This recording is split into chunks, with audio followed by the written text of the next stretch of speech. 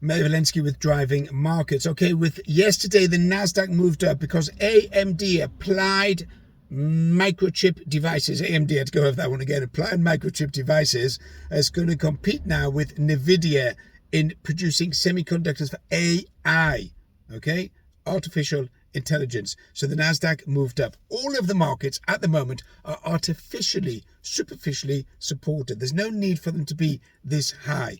However, due run up to the holiday period on the 25th Christmas holidays, you're going to end up having a further push in equity markets. Why? At this time of year, it's seasonal, good feel factor, and you have overall the US and the bankers want a bonus. They want to finish the year on a high to show that 2023 is a good year, or has been a good year. So the Nasdaq's moving up, the Dow moved up, S&P moved up, oil moved down dramatically, and now it's bounced up a little bit because there's fears of a recession. So I've gone on about this recession being led by China. China's overall economy is shrinking, and that is going to have an impact on the Western global markets and global economies. However, it seems to be discounted. No one seems to be paying attention to the fact that China is contracting, or has contracted, and will contract even further, or shrink even further, and that will impact Western markets. So going into 2024, you're going to have slower growth in 2024. In fact, you could have slower growth to the level of official recession, even though you've got unofficial recession on the streets in the US. There is going to be slower growth. Why is it going to be slower growth? Because all that money that was printed post-COVID-19 is now gone. So the consumers have spent all of that money. Business volumes are down.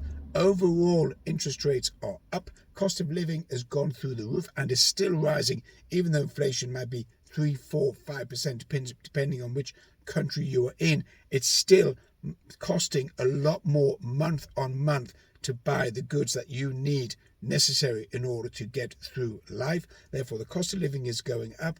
Business is going down. Cost of interest is going up, and therefore all of that put together with a lack of liquidity, a lack of money floating in, is going to push the economy into a recession. In the US, you're going to have a regional bank crisis because credit card defaults are at an all-time high. Following on from that will be car loans will go, and then eventually be mortgages. There'll be rising unemployment in 2024.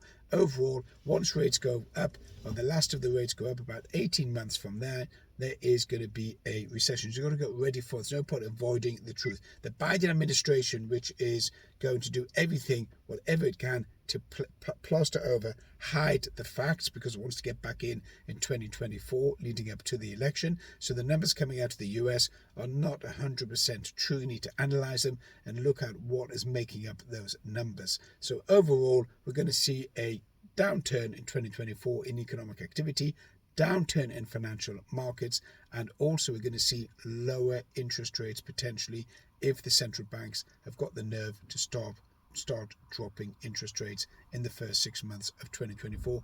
Good news for homeowners, good news for businesses. This is Meir Valensky with Driving Markets. Catch you later.